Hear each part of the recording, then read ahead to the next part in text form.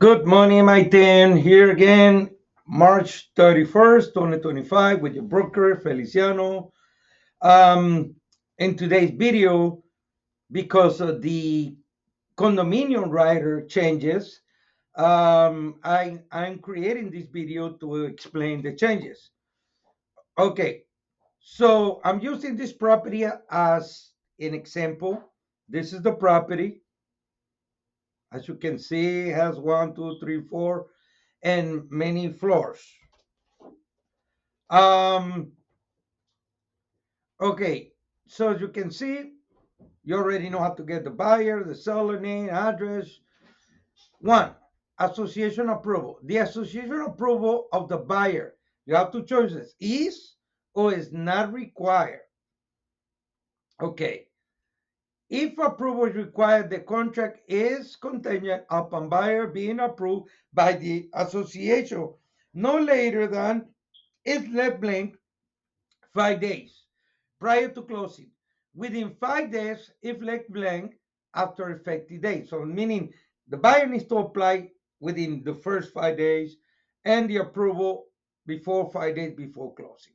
Now, here it says if buyer is not approved within the time period, the contract should be terminated and buyer should be refunded the deposit.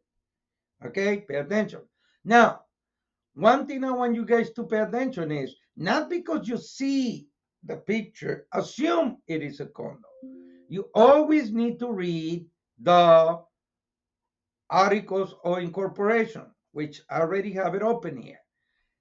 And it clearly states that this is a condominium association. Okay.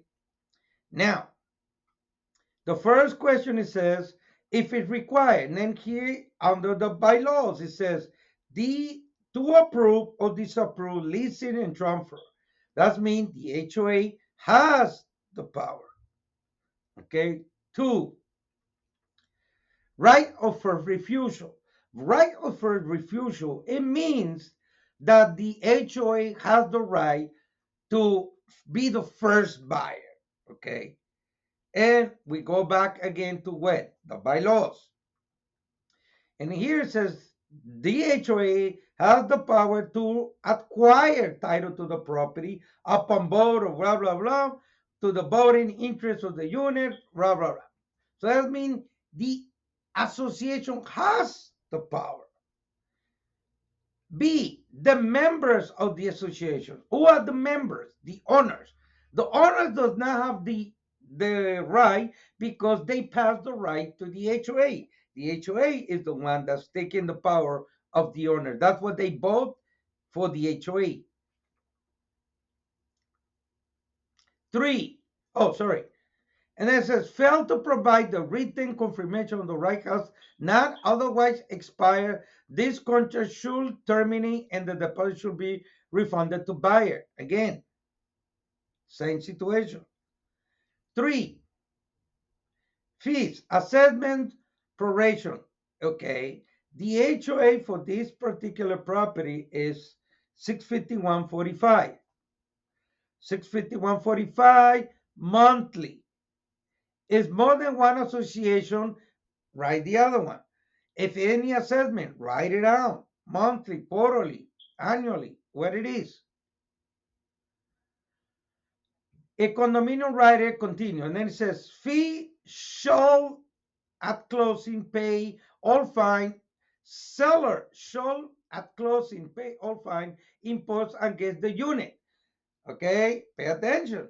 If you represent the seller and there's violations from the seller to the HOA, watch out because at closing, once they submit the estoppel and if there any fine, they're going to come due.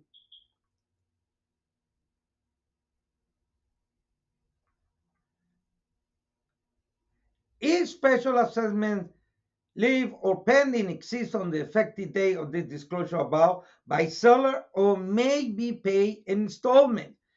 Okay, so special assessment, who paid? And then it says, I select buyer. And as left, if left blank, then buyer. Should pay installment due after closing. That means, is there any assessment, let's say for a new gate, And the seller pays until the day of closing, and the buyer assumes the balance and continue paying. Similar to the special assessment of the county in the forward contract. Similar. Non-developer disclosure. What does that mean? It means that the seller is not the developer. And you have two choices. And it says, the buyer says, the buyer hereby acknowledges that the buyer has been provided a current copy of the declaration, condominium articles, incorporation, association bylaws, and rules association, copy of the most recent annual financial statement, but it's not giving a way out. The second choice, which I selected, the agreement is voidable by the buyer by delivering a written notice of the buyer's intention to cancel within 3 days, excluding Saturdays, Sundays, and legal holidays after the day of execution of this agreement by the buyer, receipt of the buyer. Okay? 6. 6, and this is the most important. It says buyer request for documents. And look what I check. It says buyer request a current copy of the document specified in paragraph 5, meaning all the documents. Make sure you always request for your buyer. The second choice does not request. Under who is the liability if they don't request? The buyer agent. Okay? So watch out.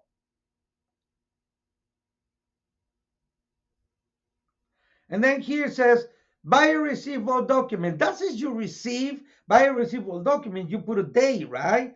And I even put a little note here for me. It says, after documents are received by buyer, add the date and add initials with date. That means I will add the date and I will add the initials. Or I'm going to the next document. You can add after and add this. Once you buyer receive all the declarations, all the budget, all the documents, then the buyer, there's a receipt on the packages, which I'm going to make sure is there, which is this receipt of condominium and corporate documents. And then option 1, condominium document, buyer acknowledge, receive a current copy of the declaration, condominium articles. You put a check mark, haven't signed, so you cover yourself that the buyer receive a copy of whatever documents apply on this list. Okay.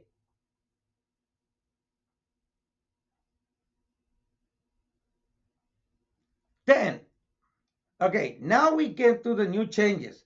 Milestone Inspection Report, Structure Integrity Reserve Study, and Turnover Inspection Report. Those were 3 added. Now, those 3 were added.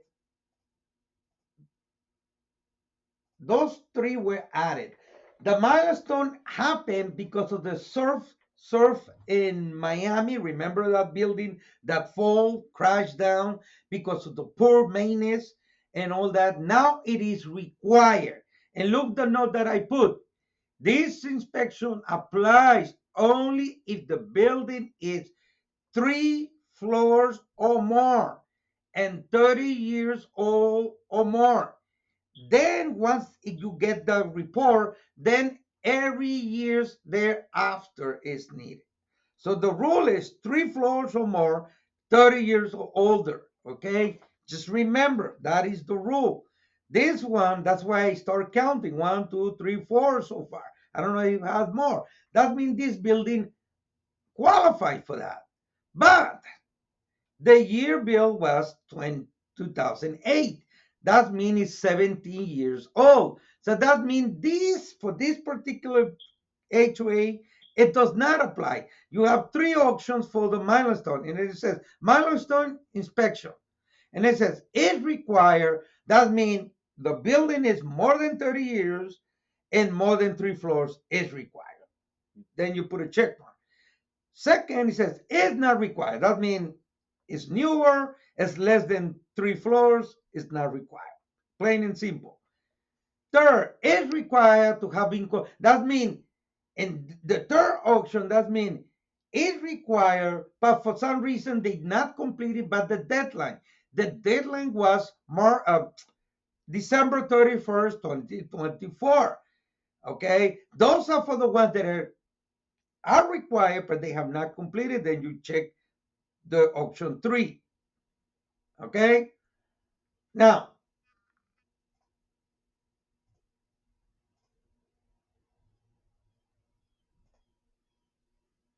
okay, now I'm reading my notes, guys. Sorry.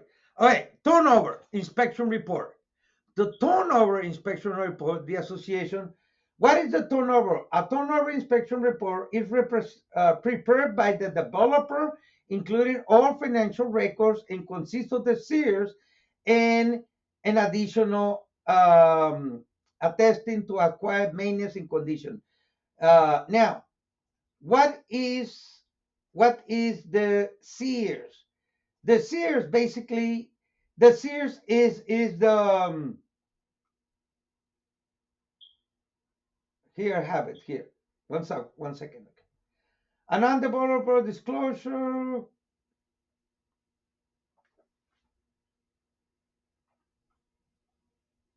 Oh, here.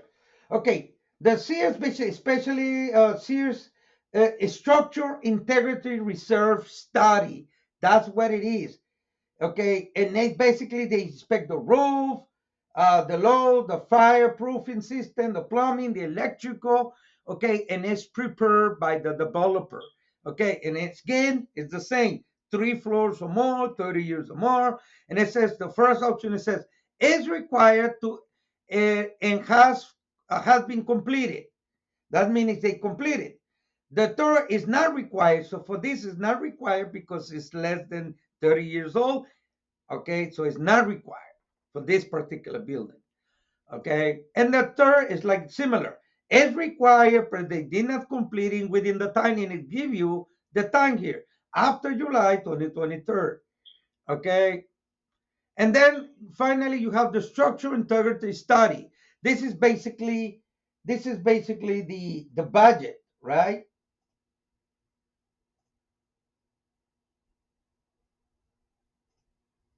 Okay, what is the Structural Integrity Reserve Study, or SEER? A reserve study is a budget planning tool that looks at the parts of a building and condominium association and is required to maintain the status of these existing reserve funds and the amount funded needed to anticipate expenses. So this is basically the budget. Now, everybody's getting scared. The budget has always existed. It's just that now they want to make sure that the money is actually allocated for repairs or improvements of damages to a building. That's basically what it is. And it says here, if required and has been completed. Sorry. That means it was completed. Second, it's not required. That means for this, it's not required. And then, oh, you only have two choices. Oh, no, no, you have the same three. It required number. So that means it's the same like the other two. It required, but it was not completed within the time frame. So that means they need to complete it. Who is responsible to provide this? The owner, the seller, and the HOA. Okay? For the three, the owner and the HOA are the one responsible for that. Now, here I put some check marks here, and it says the buyer, you have two choices here for this. And it says the buyer hereby acknowledges that the buyer has been provided current copy of the inspector's prepared summary of the milestone report as described in section blah blah blah. If applicable, a copy of the turnover inspection report, blah blah blah. And then it says more than 3 days, if applicable, more than 3 days, including Saturday and Sundays, prior to execution of this contract. So they asking prior to the execution of this contract. And then two, this agreement is viable by buyer by delivering a written notice of the buyer's intention to cancel within 3 days. Okay, that means of receive and received by buyers right there. And then here it says buyer may extend the time for closing for a period of no more than 3 days.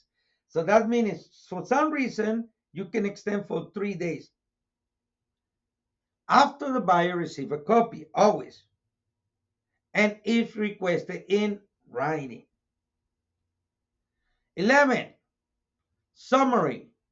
And that's just basically a summary, and that is the condo changes. Make sure that if you don't understand, make sure you continue taking your courses with the HOA on the Condo Rider. If you're working with condos of more than 3 floors, okay? Just remember that. 30 years older or more, okay?